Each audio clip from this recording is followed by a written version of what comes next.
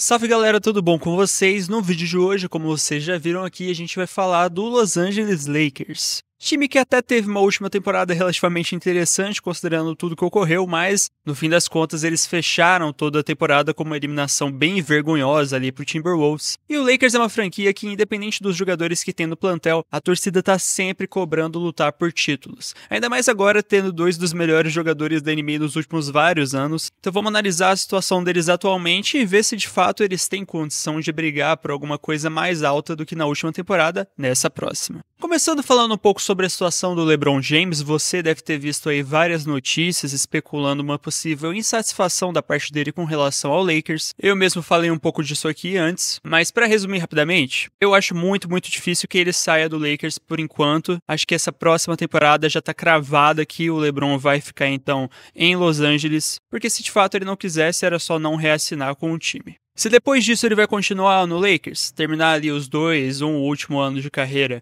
em Los Angeles, aí eu já não sei. Mas se eu fosse torcedor do Lakers eu não me preocuparia com isso agora. Falando um pouco mais da off-season que o time teve, né? Aqui a gente tem os movimentos resumidos, o Jackson Hayes foi um que reassinou. Eles trouxeram DeAndre Ayton, Jake LaRave e Marcus Smart, perdendo alguns jogadores mais secundários como Jordan Goodwin, o Trey Jameson, o Shake Milton, que mal jogava, e o Dorian Finney-Smith é a única grande saída, considerando de fato o quanto esses jogadores tinham de minutagem durante as partidas. Analisando então o elenco como todo que eles têm agora para a próxima temporada, as peças mais importantes continuam aqui, né? O Doncic, o Reeves, o LeBron, Rui Hachimura continua aqui, DeAndre Ayton é o cara que chegou para a posição de pivô, o Vanderbilt continua, Jake LaRavia, Marcus Smart, outra adição, o Maxi Kleber. Projeta-se por aí que ele está supostamente recebendo mais oportunidades, que ele vai ter mais minutagens na próxima temporada. O Dalton Nash, quem sabe, ainda pode virar um jogador interessante. O Jackson Hayes voltou provavelmente para ser um pivô reserva aqui. Bronny James, quem sabe consegue ter uma minutagem um pouco maior. Ainda tem o Coloco e o Gabe Vincent também. Falando um pouco mais então sobre o jogador mais importante do time nesse momento, o Luka Doncic. É engraçado falar que talvez ele não teve a melhor atuação na última temporada, e você vai ver nos playoffs ele teve 30 pontos, numa eficiência boa, mas é que a barra que o Luka criou para ele mesmo é extremamente alta. E esse desempenho um pouquinho abaixo do esperado não foi necessariamente uma surpresa para mim, considerando que o Luka teve problemas de lesão na última temporada, isso antes até de ir pro Lakers. A troca inteira, e principalmente como foi, né, a história, como rolou todo o desenrolar do negócio, não é algo que vai ajudar de fato o desempenho esportivo dele logo de cara, e mais importante que tudo isso, o time do Lakers, a partir do momento que o Doncic chegou lá, ainda não era um elenco formado ao redor dele, era uma equipe que ainda tinha como construção de elenco uma visão voltada ao redor do LeBron e principalmente do Anthony Davis também. Agora, depois das adições, ainda é o time perfeito ao redor do Doncic? Acho que não, mas já é um time muito melhor estruturado ao redor do que ele quer fazer dentro de quadra. Tudo isso aliado a mais entrosamento, mais tempo de casa, acho que a gente tem tudo para ver uma das melhores temporadas do Doncic na carreira. Isso tudo sem falar que já saíram um monte de fotos aí pelas redes sociais, você deve ter visto, tenho certeza, que o bichão tá magrinho, filho. Aparentemente ele entrou numa dieta, não come mais glúten, perdeu peso, tá ganhando massa muscular. Quem diria Nico Harrison que ficar chamando o gordinho de gordinho ia fazer ele ir pra academia? Pra mim, a NBA tem que ficar com receio porque talvez essa seja finalmente a temporada de MVP do Doncic. Elaborando um pouco mais sobre as peças que chegaram, né? A gente tem o DeAndre Ayton vindo para a posição de pivô. Ele é um cara meio controverso na carreira inteira, né? Foi primeira escolha do draft, inclusive o mesmo draft do Doncic. Passou os últimos anos meio escanteado lá no Blazers, que não era competitivo, né? E muito já foi falado na carreira inteira dele, de que ele é um cara que não tenta o máximo que pode, tem alguns problemas disciplinares. Então, apesar de ser um cara bem talentoso, um cara que consegue botar 15 pontos e 10 rebotes com a facilidade que poucos outros jogadores, inclusive, têm na NBA inteira, não é um mar de rosas também. Quando ele não tá de fato 100% engajado, ele tem dificuldade defensiva, é um cara que até tem um arremesso de 2, mas para 3, por exemplo, não é confiável. Mas era, ao meu ver, a melhor opção que o Lakers tinha no mercado. Mas é um cara que, se ele estiver de fato disposto a entrar no ritmo competitivo ideal, eu acho que ele pode voltar à melhor versão dele, que foi quando o Phoenix Suns provavelmente chegou ali na final da NBA.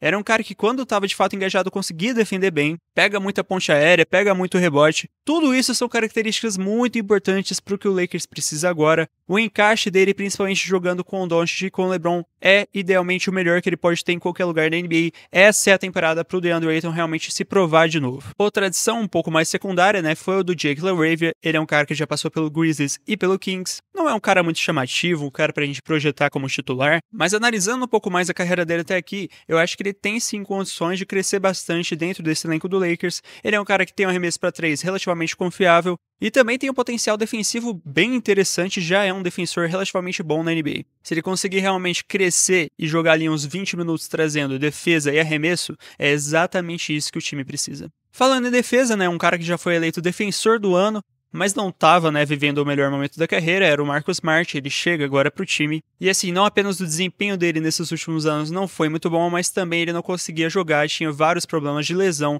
Então assim, você pode olhar para isso aqui e pensar, nossa, o Lakers precisava de defensores. Trouxeram um cara que já foi defensor do ano 3, 4 anos atrás, mas isso não é a solução de todos os problemas. A gente tem que ver se o Marcus Smart vai voltar para aquele nível de Boston Celtics primeiro e também ver se ele vai conseguir ficar saudável. O arremesso dele sempre foi, durante a carreira inteira, meio flutuável, às vezes caía, às vezes não, mas ele de fato tem um encaixe relativamente bom aqui dentro do Lakers, não precisa fazer tanto ofensivamente, provavelmente vai ter arremessos bem livres, e vai ter a chance de voltar para o nível defensivo dele do auge, jogando ao redor desses outros caras. Se ele vai ser titular ou não, vamos ver já. Vai ter muito a ver com esse cara aqui na minha visão. O Austin Reaves, para mim, é o jogador-chave para a temporada do Lakers. Eu, inclusive, já falei algumas vezes que para mim a solução mais fácil era simplesmente trocar ele, desfazer esse casamento, ele provavelmente poderia brilhar um pouco mais em outro time e o Lakers poderia receber um jogador com um perfil melhor pro encaixe deles. Isso porque para mim, principalmente ali nos playoffs, ficou exposto o quanto o Reaves ao redor do Doncic não é uma combinação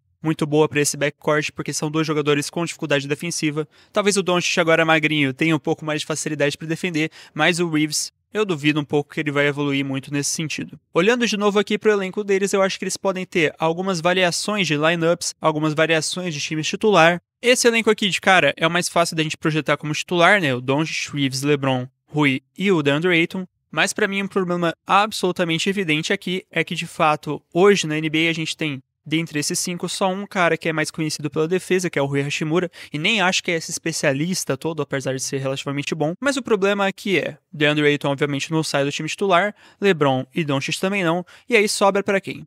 Pro Austin Reaves. Ou seja, ao meu ver, um time mais equilibrado para começar os jogos poderia ser algo nesse sentido aqui, começando com o Marcus Smart e o Austin Reaves sendo um sexto homem. Um time um pouco mais alto poderia ter o LeBron jogando, inclusive, mais ou menos ali na 2, com Hachimura e Jake LaRavia indo para as alas. Apesar de ser um pouco mais lento, eu acho que defensivamente é bem mais forte. Tudo isso para dizer que o Austin Reaves, na minha visão, talvez o melhor papel dele seja vindo do banco. A questão aqui se torna, será que ele vai querer, será que ele vai abraçar esse papel de reserva de luxo? Porque para mim, o encaixe dele até poderia ser muito bom se ele de fato se transformasse num sexto homem. Lá o que a gente viu do Tyler Hero alguns anos atrás, quando ele ganhou o prêmio de melhor sexto homem da NBA. Afinal, quando as estrelas sentam para descansar, o seu time reserva precisa ter no mínimo um cara que consegue pontuar relativamente bem, que consegue armar o jogo com precisão, e a gente já viu que a maioria dos defensores do Lakers de fato tá nesse time reserva. Então poderia ser um momento para o Reaves brilhar e de fato não ser explorado defensivamente jogando junto com LeBron e Doncic. Agora, para um cara que não iniciou conversa de renovação de contrato porque acha que provavelmente pode ganhar papo de 30 milhões eventualmente, ser pago como jogador All-Star, e de fato foi tratado nessa última temporada como uma estrela, aí se ele vai realmente querer ser um reserva, talvez seja um pouco mais delicado do que a gente está simplesmente projetando aqui. Mas caras, torcedores do Lakers, para mim, isso aqui talvez seja a coisa mais importante da temporada de vocês, se de fato vocês quiserem competir por um título. E apesar de a gente olhar aqui para esse elenco, teve vários jogadores que a gente pode ver tendo minutagem relativamente boa, ainda tem alguns buracos nesse elenco, então vamos ver, eu separei 3 opções de contratações que o Lakers ainda pode tentar fazer até a trade deadline. Um alvo bem fácil que está aí no mercado dando sopa esperando algum time para realmente contratar ele é o Malcolm Brogdon. Ele deve estar esperando no mercado para ver se algum time vai ter condição de oferecer para ele um contrato que não é o mínimo, acho difícil isso acontecer, e tendo um cara com esse calibre podendo ser assinado por um valor muito, muito baixo, qualquer time da NBA vai ficar confortável em fazer esse tipo de aposta, abre mão ali do coloco e vocês podem receber em retorno um cara que tem um teto bem alto potencialmente. Agora, uma contratação bem diferente, mas um cara que de fato poderia chegar para resolver o elenco como um todo seria o Jrue Holiday. Ele que foi lá pro Portland Trail Blazers, dizem que quando ele de fato recebeu essa notícia, ele não gostou nada de ir lá pra Portland. O time do Blazers eu não sei de fato se eles vão conseguir brigar por um play-in que seja, talvez eles continuem na parte de baixo da tabela de verdade. E aí, por que não explorar potencialmente uma troca envolvendo o Jrue Holiday? O Lakers não tem tantos ativos assim, mas ele também não é um cara que tá com essa valorização toda. atualmente com o contrato que ele tem e com a idade que ele já tem também, mas eu acho que talvez seja o melhor encaixe tanto para ele quanto para o Lakers. E uma outra ideia que eu tive também foi, olhando para a posição de pivô reserva, se vocês verem que o Jackson Hayes não serve nem para isso, podem ir atrás de um cara ali para fazer uma sombra até no DeAndre Ayton, ver se ele consegue render mais. O Nick Richards é um cara que pode ficar livre no mercado. O Phoenix Suns draftou um novato na posição de pivô e contratou também o Mark Williams. Talvez acabe sobrando para ele, que é um pivô relativamente bom, pode ter um papel muito bom vindo do banco. Com certeza o time aceitaria. E eu não acho que precisaria envolver muita escolha de draft, por exemplo. Respondendo à pergunta do começo, esse time pode brigar por título? Atualmente eu diria que não. A Conferência Oeste é pegar para capar, tem muito time aí que se reforçou muito bem, tanto no Oeste quanto no Leste também. E a off-season do Lakers até não foi ruim, mas teve outras equipes que de fato se reforçaram mais e melhor. No melhor cenário possível, todo mundo se encaixando perfeitamente, jogando o melhor basquete possível, eu acho que eles podem, quem sabe, beliscar uma final de conferência. Mas se não ocorrer uma troca um pouco mais bombástica, como aquela do Jrue Holiday, eu atualmente tenho dificuldade de ver esse time de fato brigando por um título. Se você gostou do vídeo, eu peço que você deixe o like, comenta aí embaixo o que você está esperando do Lakers para a próxima temporada. Se você tem alguma ideia de alvo de troca também, pode deixar aí embaixo também. E fica de olho que sai conteúdo aqui todo dia. Um abraço.